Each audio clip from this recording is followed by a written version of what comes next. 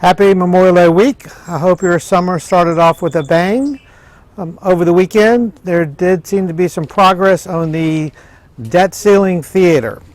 And the reason I call this theater is they did come to an agreement to marginally raise the debt ceiling for the next few years by about $4 trillion. That takes the debt ceiling from about a $32 trillion to about a $36 trillion.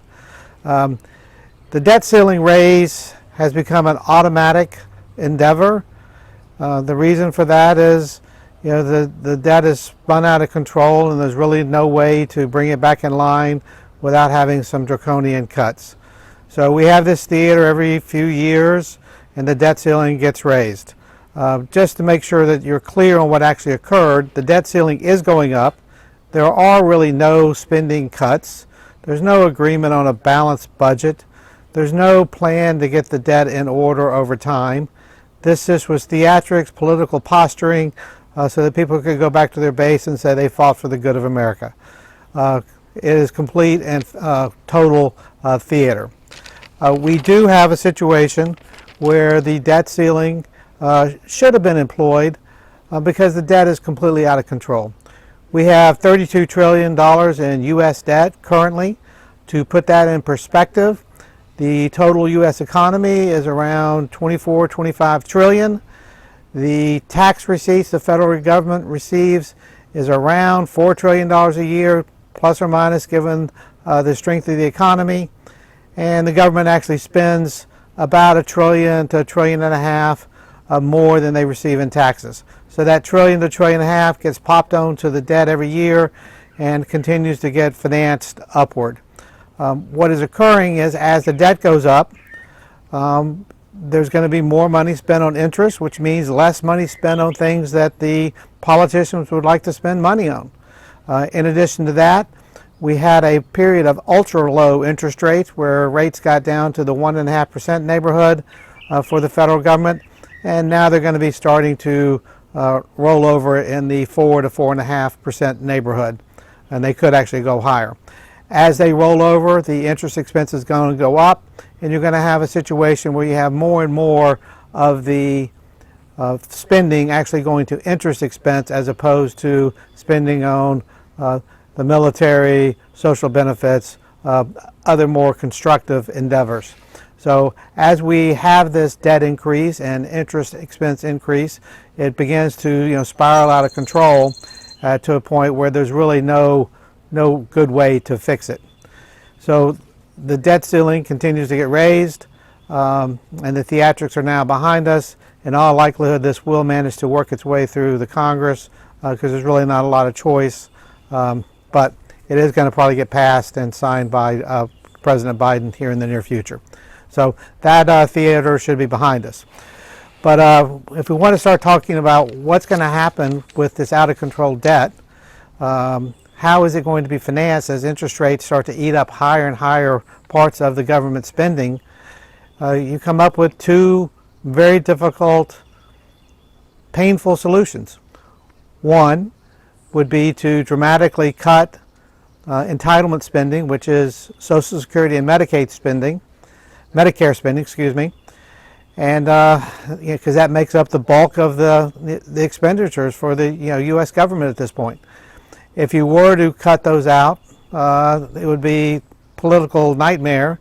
Politicians would be expelled from office for not increasing the spending or keeping the spending going, because everybody's used to getting that, and cutbacks are not good for voters, and voters will vote to vote these people out of office. So that's really a political non-starter. Even minor tweaks to Social Security and Medicare spending, such as raising the age for beneficiaries to kick in, or making some of the spending means tested, those end up getting nowhere. So, that solution is really not going to happen, and that's really the only way to ever get the deficit spending under control. The other way, which is probably the more likely way that's going to occur, is sort of through a deceptive method of allowing the Federal Reserve to resume quantitative easing at some point. In my opinion, quantitative easing won't start until after the next recession, but when that occurs, tax receipts go down during a recession, social spending goes up, and the deficit tends to expand.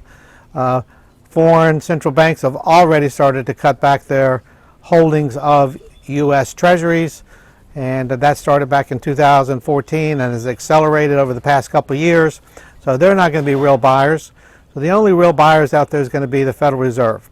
And the Federal Reserve can print cash, electronic cash, and buy these bonds, putting more liquidity into the system, more dollars into the system, take the bonds onto the balance sheet of the Federal Reserve and allow for the the government to finance at reasonable rates. So if the Federal Reserve is buying these bonds, they can keep interest rates down. They don't have to move to market prices, and they'll be able to finance that. But the problem is there's going to be a lot more dollars.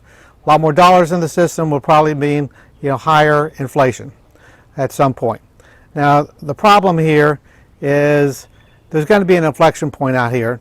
It's very difficult to get ready for it because before the actual inflection point comes to this higher inflation dynamic, we are probably going to go through a pretty severe recession.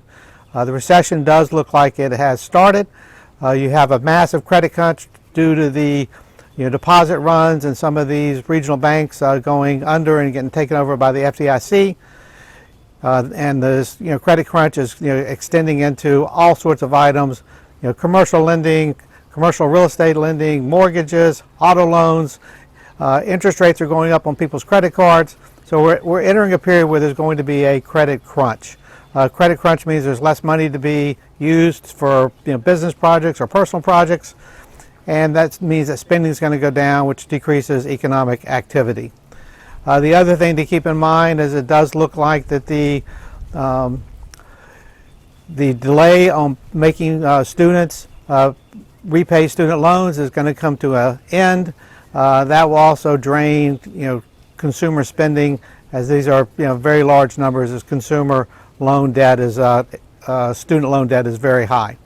So we have those two items, coupled with the fact that we do have more and more money going toward interest payments, which means less and less is going to be going toward spending on items that actually stimulate the economy.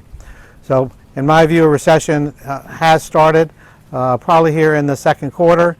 It's going to become more evident. Most of the measures that when you look at for recession are indicating recession: yield curve inversion, the collapse in commodity prices like copper and oil and gasoline. So those items point to a recession, and it does look like one has started. Housing sales have fallen off a cliff. The amount of money being spent for various retail items, retail sales are down. So we do look like we've entered a recession.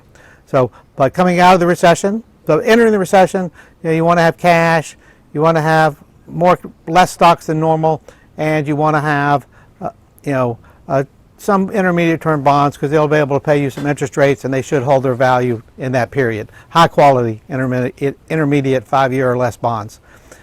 Coming out of the recession, when the Fed probably returns to quantitative easing and restarts by buying bonds, depressing interest rates, and putting a lot of liquidity into the system via a lot more dollars, inflation is going to be coming back. So you want to avoid bonds in general.